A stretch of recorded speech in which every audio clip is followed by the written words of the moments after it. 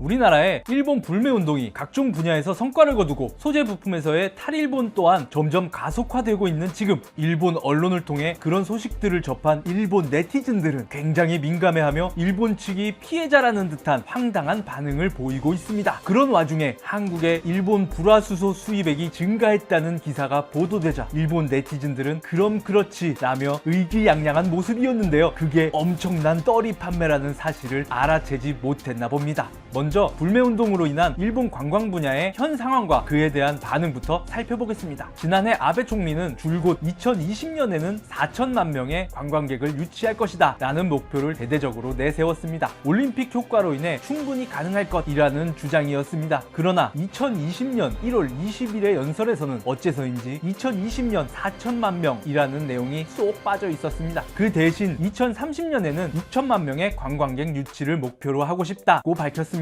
뜬금없이 10년 후의 목표를 내놓은 것입니다. 이는 기존 목표의 실현이 어려울 것이라는 예측이 나오자 황급히 목표를 수정한 것이 아니냐는 분석입니다. 실제로 일본의 한 언론은 정부가 내건 2020년 4천만 명 목표에 황색 신호가 켜졌다고 밝히며 가장 큰 원인을 한국인 방일 관광객의 감소로 꼽았습니다. 작년 한국으로부터의 방일객은 전년 대비 25.9% 감소한 558만 4,600명이었다. 12월 한 달간은 전년도 동월 대비 63.6% 감소했다. 지난해 7월 일본 정부가 내놓은 반도체 관련 수출 규제 강화로 한국인의 일본 이탈은 가속화되고 있다. 2018년 방일객의 약 25%를 차지했던 만큼 일본 관광업에는 커다란 타격이다 라는 설명이었습니다. 이에 일본 네티즌들은 민감하게 반응하며 사실은 말한 만큼의 영향 없는 거지, 만약 영향이 있다 해도 녀석들을 초대하면서까지 그런 목표를 달성할 필요 없음, 한국인 따위 믿지 않아도 돼, 꾸준한 노력을 계속하는 게 중요하지, 그동안 한국인에게 아첨하면서 다른 외국인 관광객 유치를 게을리해온 업계의 문제야, 원래대로 되돌리길 바란다면 부당한 요구를 받아들이라고 협박할 작정이겠지. 이번 건으로 코리아 리스크를 깨달은 사람도 많을 겁니다. 규슈와 스시마 지역 관광업이 타격을 받고 있는 것은 확실합니다. 이번 기회에 탈한국을 지향합시다. 이후의 일본을 위해 한국인의 비자 부활을 목표로 합시다. 불매운동 잘 되고 있다니 기쁘겠네. 한국은 불청객이니 그대로 하세요. 쓰고 가는 돈도 적으니까 이대로 오지 않았으면 좋겠어. 20, 30년 후에 올림픽 보러 갔다가 암에 걸렸다며 집단 소송할 게 뻔하니까 한국인은 안 오는 게 편하다. 불매는 일회성이니까 유니클로도 회복했고 여행객도 서서히 돌아올 거야. 일시적으로는 다른 나라로 가도 열기가 식으면 반드시 돌아온다 라는 식의 댓글을 달았습니다. 이번에는 한 일본 네티즌이 댓글에서 회복했다고 언급한 유니클로의 경우를 살펴봅시다. 2019년 11월에 열린 15주년 기념 겨울 감사제의 영향으로 당시 한국 내에서 유니클로 1일 앱 사용자 수가 잠시 불매운동 이전 수준으로 회복되었던 것은 사실입니다. 그러나 그 직후부터는 다시 하락세로 돌아섰습니다. 감사제가 시작된 2019년 11월 15일 11만 7천여 명까지 증가했던 일 사용자 수는 2019년 12월 1일 4만 2천여 명으로 하락했습니다. 2020년 1월에는 3만 1000명 수준으로까지 떨어졌습니다. 실제 매출액 역시 불매운동에 영향을 받았습니다. 일본 언론은 유니클로를 운영하는 패스트 리테일링이 한국 불매의 직격탄을 맞아 2020년 예상 순이익을 하향 조정했다는 소식을 전했습니다. 한국에서 계속되는 불매운동 등의 영향으로 겨울 상품 판매가 부진하기 때문이다. 2019년 9월부터 11월까지의 순이익은 전년 동기 대비 3% 감소한 709억엔이었다. 같은 기간 해외 유니클로 사업 매출액은 4% 감소, 영업이익은 28% 감소했다. 발목을 잡은 것은 점포수에서 해외 전체의 10% 정도를 차지하고 있는 한국 사업이다. 한국 사업의 9월에서 11월 매출은 큰 폭으로 감소했고 영업 적자로 떨어졌다 라는 내용이었습니다. 유니클로의 실적이 한국 불매운동으로 인해 하락했다는 기사를 접한 일본 네티즌들은 작은 이웃나라 따위 버려라, 대만이 훨씬 낫다, 이렇게 되면 철수하고 종업원을 해고할 수밖에 없겠지, 그 책임은 청와대와 한국 국민에게 있는 것이니까. 친한파 회장이 있는 한 유니클로는 호구 신세를 면할 수 없어요. 회장이 저러면 직원이 불행하다는 생각을 하게 돼요. 야나이 사장님, 한국의 처사가 이것입니다. 일반적인 이론이 통하는 나라가 아니라는 것 정도는 경영자라면 알아야 할 것입니다. 한국인은 감정으로만 움직이니까 그 후에는 어떻게 될지 생각하지 않는구나. 가뜩이나 적은 직장을 자기들끼리 망치고 정부가 마련한 아르바이트로 만족하는 변태다. 유니클로는 어떻게 되든 괜찮아요. 반일 국가에서 글로벌하다며 본말이 전도된 영업을 하고 있는 한 망하는 게 당연하니까요. 사람으로서의 그 경영자에게는 의문을 느껴. 장사를 위해서라고는 해도 반도에서 적당한 것만 선전하는 기업 좋아하게 될 수는 없다. 유니클로 요새 한국적이라 안 사게 됐어. 그러니까 이제 어떻게 되든 상관없어. 기트텍을 무료로 선물하지 않으면 팔리지 않네. 유니클로를 괴롭히는 것이 그들의 오락이군요 라며 유니클로와 한국에 대한 비난 비난을 일삼았습니다. 일본 맥주에 대한 불매운동 또한 소기의 성과를 거두었는데요. 이에 대한 반응도 유사한 행태를 보였습니다. 지난해 한국의 맥주 수입액이 2009년 이후 10년 만에 감소했다. 작년 7월에 시작된 일본 제품 불매운동으로 일본 맥주의 수입이 감소한 것이 원인이라고 생각된다. 2018년 일본 맥주의 수입액은 7,380만 달러로 수입 맥주 중 가장 많았다. 그러나 지난해에는 49.2% 감소한 3,976만 달러로 중국의 톱을 빼앗겼다. 라는 내용의 기사가 나가자 일본 네티즌들은 맥주 등 사지 않아도 대체할 수 있는 물건은 불매, 불화수소 등 사지 않으면 곤란한 것은 산다. 뭐 당연하다고 하면 그렇겠지만 뭔가 기압이 부족하다고나 할까, 신념이 없다고나 할까, 이런 편의주의 반일 괜찮으세요? 일본은 곤란하지 않아요. 좀 더 철저한 편이 좋지 않을까? 맥주 불매운동은 대성공이었고 마치 일본 경제에 타격을 준 것처럼 보도하지만 실제로는 그다지 타격이 없다. 앞으로 더 많아졌다는 뉴스를 보게 되겠지요. 오래가지 않는 게 한국의 일본 제품 불매운동이기 때문이죠. 맛있는 것, 질 높은 상품 등은 좀처럼 끊을 수 없지요. 인내는 몸에 해롭습니다. 그 고집 이번 여름까지 계속되고 있을지 볼만하네요. 경제 악화로 서민들은 맥주도 못 사게 되지 않았나? 국산도 포함해 전체 소비량을 보면 알 수 있다. 조만간 불매운동도 식어서 다시 사고 싶다고 말할 것이다. 그때는 절대로 팔지 않으면 돼. 그때까지 다른 나라로 판로를 확대해두면 된다. 왜 일본 업체의 맥주가 팔렸을까요? 한국 맥주가 맛이 없어서요. 또 맛없는 맥주를 마시고 있다는 거군요. 왠지 오기로 들리는데 기분 탓일까요? 라고 비아냥거리는 댓글을 달았습니다. 한국의 탈일본이 순조롭게 진행된다는 소식에는 한층 더 격한 반응이었습니다. 얼마 전 한 일본 언론에 일본 경제산업성 관료 출신인 고가 시게아키가 쓴 아베 정권이 만만하게 본 한국의 탈일본 노선이라는 칼럼이 실렸는데요. 고가 시게아키는 이 칼럼에서 당초 일본 정부는 이 세계 품목의 수출 규제 강화로 위협하면 삼성 등은 궁지에 처해 한국 정부가 백기를 들고 올 것이라고 예상했다. 그러나 위기가 크고 명확하면 그에 대한 반응은 날카로워 대응책은 본격화된다. 한국은 민관 모두 탈일본에 나섰다. 이러한 대응이 엄청난 속도로 진행되고 있다. 한국 화학업체 소울브레인은 불순물을 1조분의 1까지 억제하는 고순도의 불화수소 제조 기술을 개발했다. 한국 내 수요의 70에서 80% 정도의 규모까지 투자한다. 반도체 제조 장치 세계 점유율 4위의 미국 램 리서치사는 거점을 실리콘밸리에서 서울교외로 옮긴다. 점유율 1위의 어플라이드 머티리얼즈도 이전을 검토 중이다. 세계적 화학기업인 듀포는 한국의 차세대 반도체 제조에 사용할 EUV용 포토레지스트의 개발과 공장을 설립하는데 약 31억엔을 투자한다. 일본 기업도 예외는 아니다. 석영유리의 세계 점유율 20에서 30%를 차지하는 토소는 한국에 수십억엔을 투자하여 2021년 초 석영유리 공장을 가동시킬 예정이다. 후쿠이현 니카화학은 한국에서 약 19억엔을 들여 정밀기기의 화면 처리에 사용되는 불소화학 제품의 생산을 올해 2월 시작할 예정이다. 라는 내용을 통해 탈일본이 진행되고 있는 현 상황을 전하며 이러한 결론을 내렸습니다. 일본 기업이 절대적 우위에 있다고 하는 일본 측의 믿음은 착각이었던 것 같다. 뒤늦게 이를 깨달은 경제 산업성은 부랴부랴 규제 강화 후 수출 실적이 없었던 불화수소 수출 허가를 내줬고 모리타 화학공업이 겨우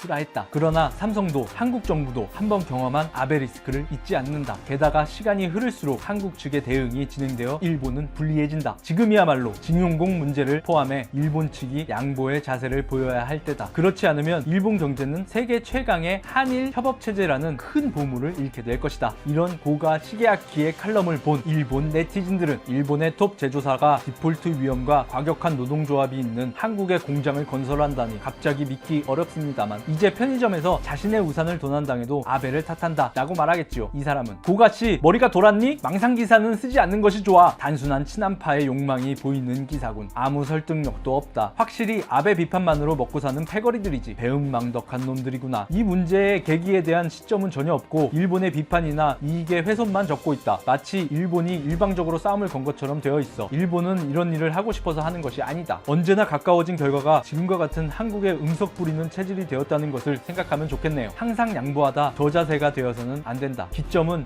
1965년 협정. 그 후 어떻게 됐어? 당하기만 했잖아. 한국과의 관계는 이제 되돌릴 수 없다. 우리는 이제 한국을 믿어서는 안 된다. 곤란한 일이 있어도 신용해서는 안 된다. 그럼 화이트로 되돌려 놓아도 아무것도 변하지 않는다는 거네. 그쪽도 불매운동은 계속한다고 하고 일본을 굴복시키느냐 마느냐 하는 체면 문제인 거잖아. 비판을 계속하면 일본은 무조건 따르겠다는 관례. 일본이 경제적으로 불이익을 당하더라도 이 관례를 내버려 두어서는 대등한 관계가 될 수 없다. 진정한 우방이 될 수 없다. 일본 미래의 아이들에게 부담이 되지 않도록 견딜 수 있는 용기를 가져야 합니다. 등의 원색적인 비난을 하거나 혹은 일본 측이 피해자인 것처럼 행세하는 반응을 보였습니다. 반면 작년 12월 일본 불화수소 수입의 수백 10배 증가한 한국이라는 제목의 기사에는 아주 반색을 하며 의기양양하는 태도였습니다. 지난해 12월 한국에서는 일본에서 수입한 반도체 제조용 불화수소의 수입액이 140만 달러로 전월보다 10배가량 급증한 것으로 나타났다. 2019년 7월에 시작된 일본 정부의 반도체 디스플레이 소재 수출 규제 조치 이후로는 최대 규모로 100만 달러를 돌파한 것도 반년 만에 처음이다. 16일 한국의 산업통상자원부 등에 따르면 2019년 12월에 일본에서 수입한 반도체 제조용 불화수소의 규모는 금액 기준으로 139만 8천 달러로 집계됐다. 이는 전월 14만 달러와 비교해 거의 10배 증가한 수준이다. 수입 중량 기준으로 살펴보더라도 지난해 12월에는 약 794톤의 불화수소가 수입된 것으로 나타났다. 약 400kg이 수입된 11월에 비해 1900배 이상 늘어난 셈이다 라는 내용을 담은 기사였습니다. 이 기사를 본 일본 네티즌들은 제재는 아니지만 불화수소의 인상률도 굉장해. 정말 일본 정부는 달콤하지? 좀 더 뼈를 발라야 하는데 일본 정부는 놈들을 진짜로 찌부러뜨릴 생각이 없구나. 이거 안 되겠다. 국산화에 성공한 게 아니니? 보이콧 재팬은 아니야? 거짓말쟁이는 어느 곳에서도 신용을 받지 못해요. 아예 수출하지 않는다고는 하지 않았으니 문제가 없으면 수출하는 것 뿐이다. 그것이 수출 관리다. 무슨 뜻인지 알아? 원래 상태로 돌아갈 수 있는 것은 아니다. 러시아에서 사는 거 아니었어? 단지 가격이 200배 이상 올랐다는 것 같은데 그저 단가가 10배가 된 것 뿐이잖아요. 뭐 필요하면 가격이 아무리 비싸도 사겠죠. 그렇다면 일본에서밖에 못 만드는 다른 소재 부품도 점점 인상하죠. 엄청난 고액 배율로 가격 인상에도 불구하고 매입해 주셔서 감사합니다. 수량은 늘어난 게 아니라 변함이 없는데요. 검사라든지 뭐든지 인건비가 필요 이상으로 들기 때문에 꽤 비쌌지만 사주는군요. 반일 불매인데 트럼프 씨가 부자라고 말하는 것은 허세가 아니군요. 그렇다면 더 인상해도 좋겠죠? 등에 댓글을 달며 뿌듯해하는 반응을 보였는데요. 여기서 일본 네티즌들은 대체 뭘 보고 가격 인상이라고 착각한 것일까요? 기사의 내용을 자세히 살펴보면 가격 인상은커녕 엄청난 떨이 판매임을 알 수 있는데 말입니다. 2019년 12월 불화수소의 수입 금액은 140만 달러로 11월에 비해 10배 늘어났지만 수입 중량은 무려 794톤으로 11월에 비해 1900배 이상 늘어난 상황입니다. 그렇다면 결과적으로 11월에 비해 190배 이상 싸게 판매했다는 뜻이 됩니다. 11월에는 1kg에 350달러 정도로 팔았던 불화수소를 12월에는 1kg에 고작 1.7달러라는 가격으로 팔아치운 것입니다. 그야말로 가격 대폭락 할인 행사가 아닐 수 없습니다. 그렇다면 일본은 어째서 갑자기 이런 엄청난 헐값으로 규제 중이던 불화수소를 판매했을까요? 우리나라 기업인 소울브레인이 불화수소 공장 신증서를 조기에 완료하고 최고 수준의 고순도 불산을 대량 생산할 수 있는 능력을 확보한 데다가 다른 소재 부품 분야에서도 미국 등의 러브콜이 계속되는 가운데 일본의 관련 업체들은 비상이 걸린 상황이라고 합니다. 수출 규제 이후 실적이 급감한 데다가 앞으로의 전망도 밝지 않은 것이죠. 따라서 궁지에 몰린 자국 기업을 달래기 위해 일본 정부가 임시 조치를 취한 것이 아니냐는 분석이 나오고 있습니다. 보통 어떤 경우에 엄청난 떨이 판매를 하는지를 고려해보면 일본 네티즌들의 바람과는 다르게 우리나라의 일본 불매운동과 탈일본은 아주 효과적으로 진행되고 있다는 것을 알 수 있겠습니다. 옷땅튜브였습니다.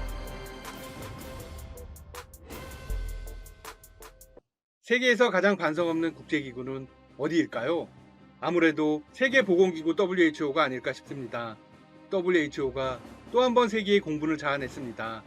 지난 27일 사무총장은 스위스 본부에서 열린 화상 브리핑에서 이렇게 말했습니다. 우리는 이번 사태에 대해 일찌감치 최고 수준의 경보를 울렸다. 하지만 모든 나라가 이에 주의를 한 것은 아니었다. 적반하장이죠? 자신들이 잘못해놓고 이번 사태의 탓을 개별 국가에게 돌려버린 상황입니다. 궤변은 계속 이어졌습니다. 우리는 지난 1월 30일 국제적 공중보건 비상사태를 선언했다. 그때 세계는 WHO의 권고사항을 주의 깊게 들었어야 했다. 우리는 각국의 권고사항을 이행하라고 강요할 권한은 없다. 조언의 수용 여부와 책임은 각 정부에 달려있다. 모든 원인을 다른 곳으로 돌린 사무총장은 이어서 현 상황에 대해 읍소하기 시작했습니다. 세계 백신 면역 연합이 지원하는 소아마비, 홍역, 콜레라, 뇌막염 등에 대한 백신 캠페인이 연기되었다. 1300만 명 이상에 대한 예방접종에 차질이 빚어졌다. 결과적으로 아이들이 사망할 수도 있다.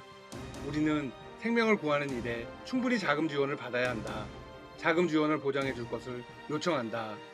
실제로 국경이 폐쇄되면서 다른 질병에 대한 백신 부족과 접종 차질 현상이 빚어지고 있습니다. 이는 시급히 해결돼야 할 과제입니다. 하지만 사무총장의 이야기를 잘 뜯어보면 이렇게 해석됩니다. 얼른 돈을 내놓아라. 즉, 어린이들을 빌미로 국제적 지원금을 요구하는 것입니다. 최근 미국이 지원금을 중단했습니다. 미국은 WHO에 가장 많은 자금을 지원한 나라입니다. 따라서 이는 우회적으로 미측의 결정을 비판하는 것입니다.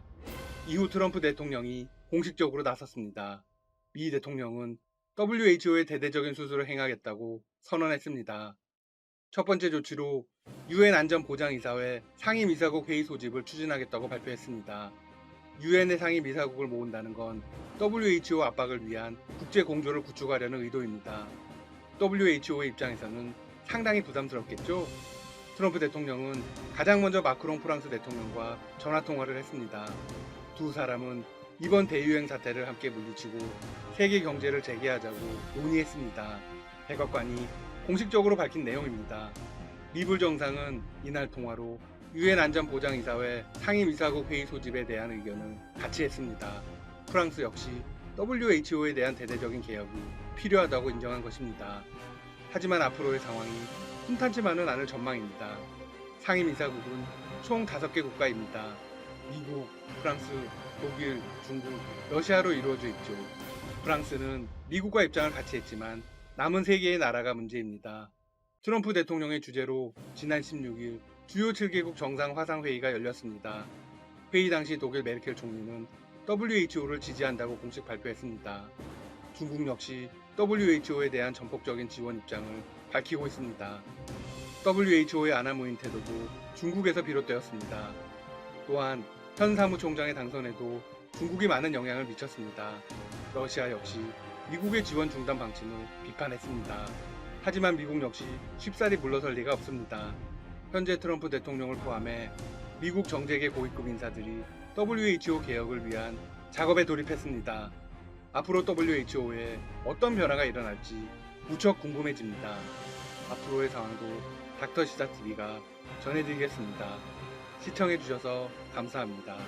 구독과 좋아요 부탁드립니다.